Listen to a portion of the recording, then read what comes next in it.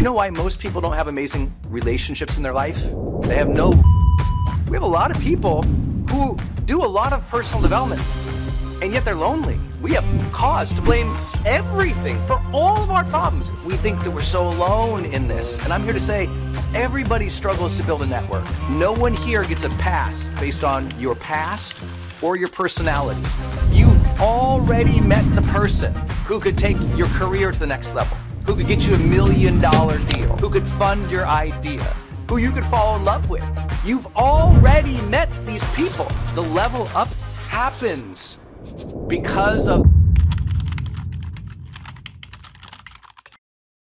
I want to thank you for being here, committing to your personal development, but committing to building a larger and ever expanding and deeply enriching peer group is one of the things that most people truly fail at in personal development. We do so much in our personal development, especially over these last couple of years. It's all been about, getting your cold baths, doing your meditations, taking your supplements, and all that's really good. But if the people who are around you, your friends, your coworkers, your teams, your expanding network of people who you know, if they aren't adding, if they aren't bringing you up, if they don't, for you, feel like the right group or tribe or team or friends, and you can do all that stuff and still feel really lonely and disconnected. And I think in an ever divisive world, we have a lot of people who do a lot of personal development, and yet they're lonely. We have a lot of people who work on themselves all the time. They get the workout in, they drink the shake, they do the thing that takes care of themselves, and yet they're kind of like underwhelmed by the people around them, and it feels frustrating.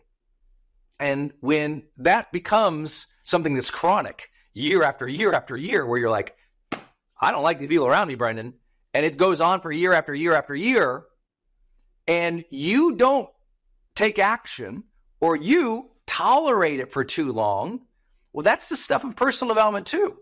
I talked about that in today's Daily Fire, I think was about, the fact that sometimes we get what we tolerate in our lives and certainly in our peer groups. I am going to push you a little bit. For those who are new, please consider this a coaching workshop.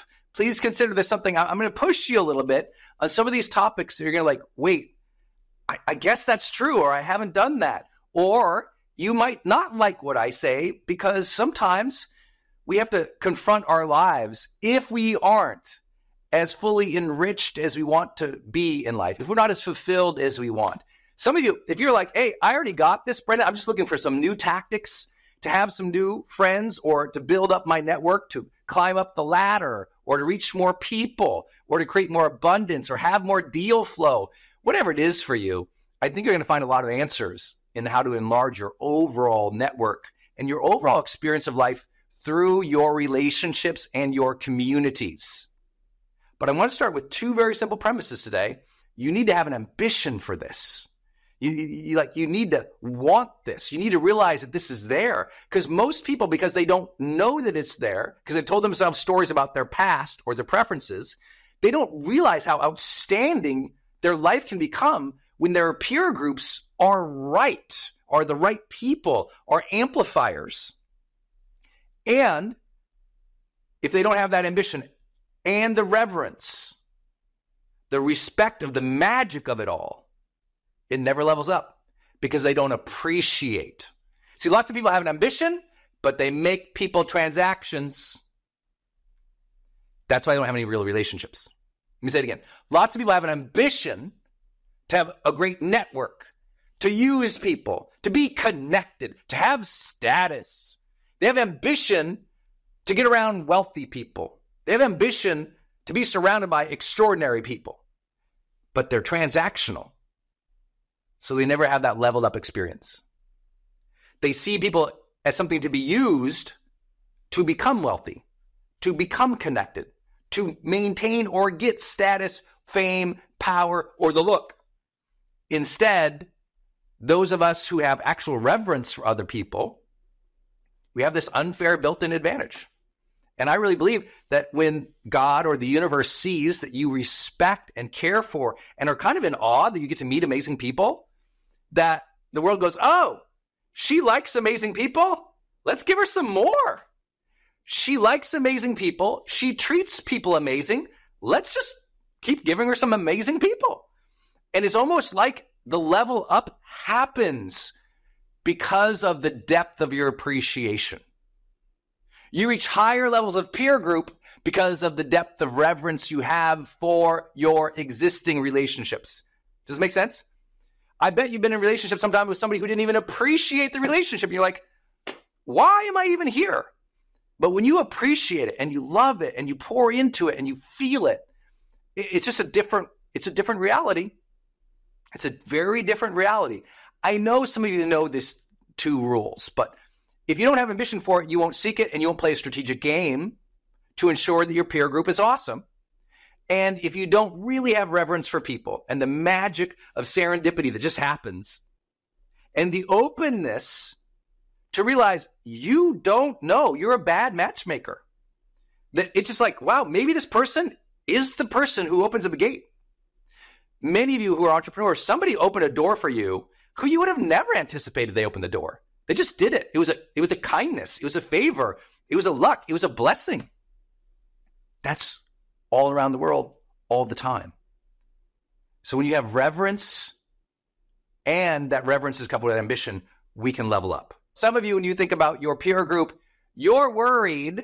You're like, I don't know, Brandon, I'm not an extrovert, or, I'm kind of not comfortable with people, or I like my alone time. I don't want to deal with people. Well, hopefully, if that's where you're at, I know many people wouldn't even show up today just for that reason. They've sold themselves so many lies, told themselves so many stories about themselves, and they have detached. They've given up. They've thought, I can't have good relationships. I can't be part of a good team. I can't be part of a community. They've got so discouraged and defeated by being part of other communities or teams or relationships that did not support them. They've just checked out.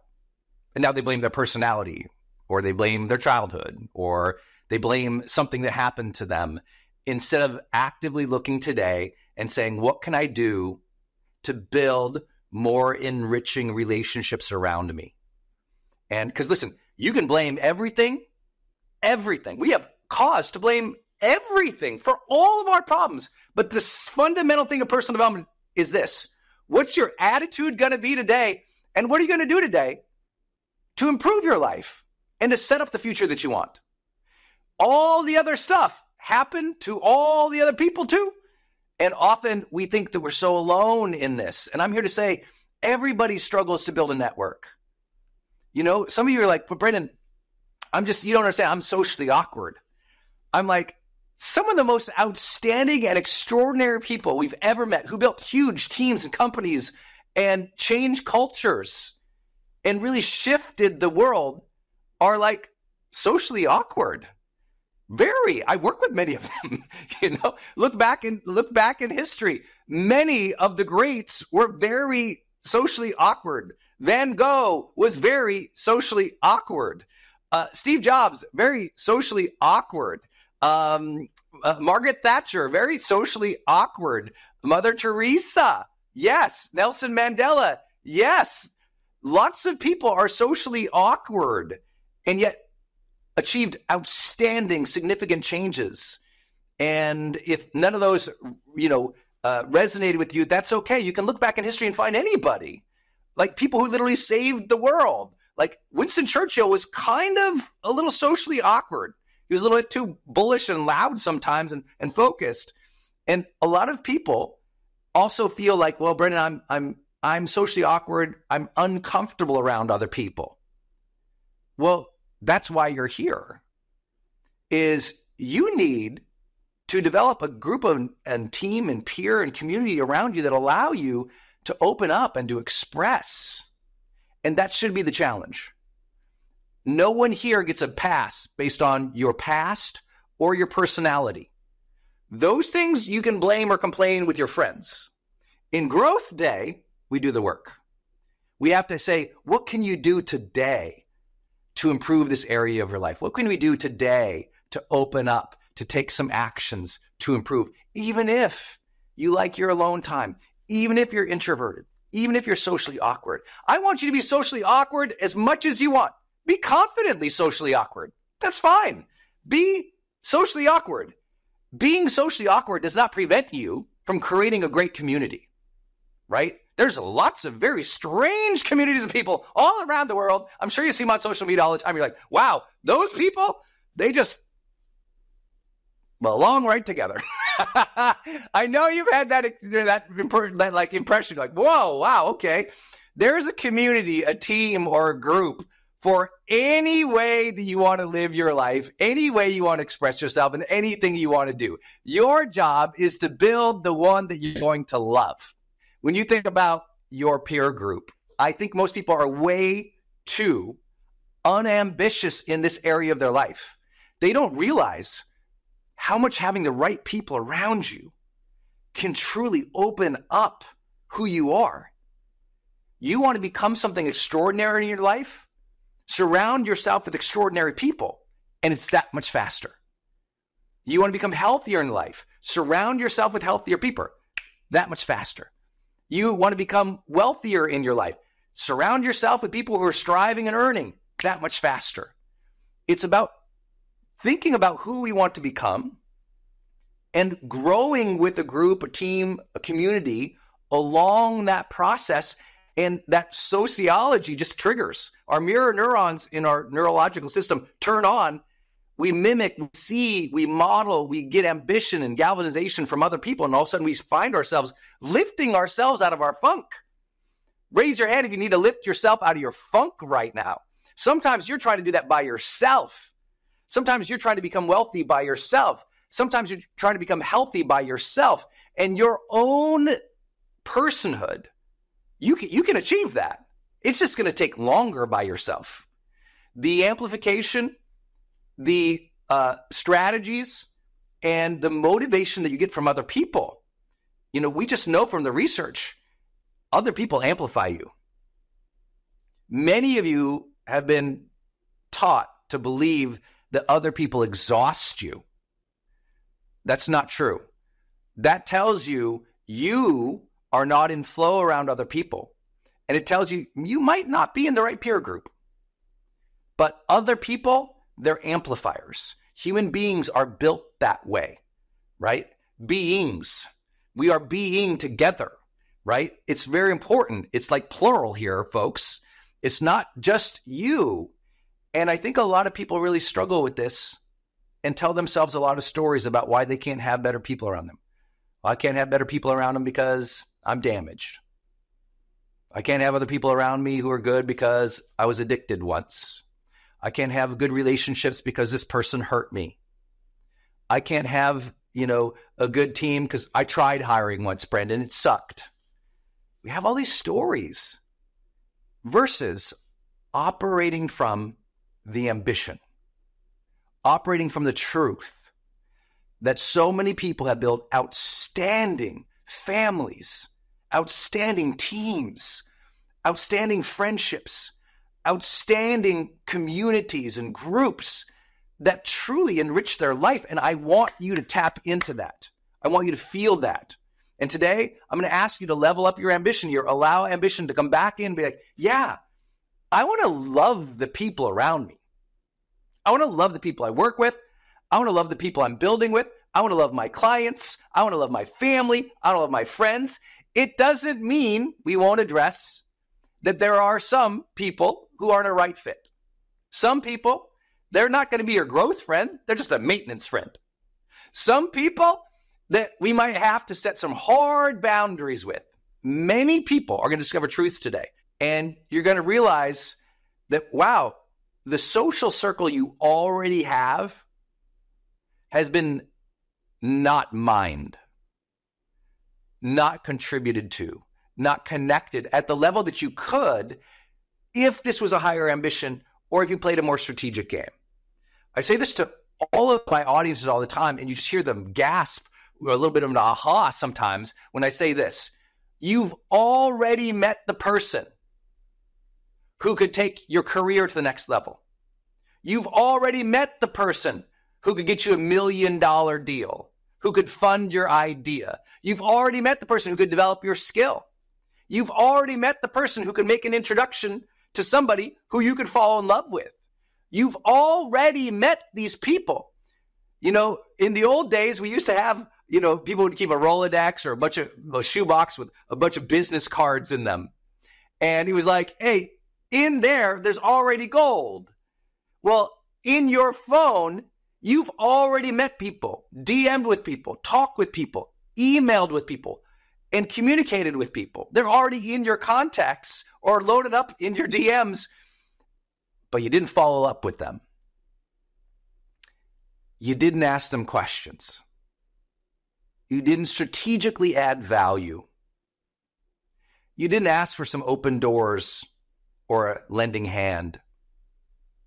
And so you've met a lot of people, but sometimes you didn't form the relationship and form the group that would really benefit you. Is that true? It's hard to accept that you probably already met some outstanding people, but you didn't follow up. You didn't connect. You didn't make that friendship deeper. You met that one person. You went to a party. You met that one person. You're like, she can be my friend. And you're so excited. You're like, she could be a friend. You text her one time. She didn't reply back. And you're like, oh, she must hate me. I must be fat. And you never talk to her again. And we tell ourselves all these stories about why we don't connect with people, when most often we actually didn't make the attempt often enough or in their style to create that relationship. And then once we had some good relationships, we never connected to people. Let me share with you what we learned from the science of sociology. You are a terrible matchmaker. You're horrible at it. We are, as human beings, we are terrible at matchmaking, like really, really bad. Obviously, here in North America, we know that well over 50% of marriages don't last. Well, most of us are not good matchmakers individually for ourselves, right? Let alone knowing how to match other people. Does that make sense? Like most people, they don't have an outstanding group of friends, an outstanding peer group in their industry or their trade. They kind of just took what showed up for them. Does that make sense? They kind of just like, well, yeah, I met her at work and I guess we're friends and, And because there's been no strategy in it, no real joy in it, it hasn't been an area of life that most people focus on, even though they desperately want it, because we think that, well, I won't match with her, she won't match with him.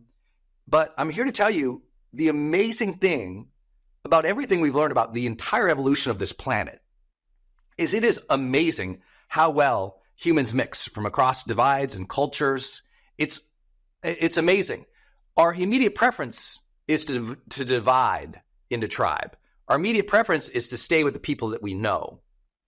But what we do know from every country around the world is that it turns out that lots of people from lots of different cultures meet and you're like, oh, wow, you guys got along good. Everything went just fine. The world's a bigger melting pot. I know we don't use that language often, but it's like, it's much more diverse and connected than we could ever imagine. We're actually really good at it as humans. We desperately desire to build community. I want your community to level up this year. I want your community, the people you hang out with, who you talk, who you meet with, who you work with. I want that whole group to go up. And here's the thing, that whole group can go up even if you don't change a single person in it. Because sometimes you're not even connecting the group that you already have. I just trust that if people are before me, out of 8 billion people, do you know why most people don't have amazing relationships in their life? They have no reverence for the gift of that coincidence and meeting in the first place. Reverence means you honor it. You see it as important. You care about it.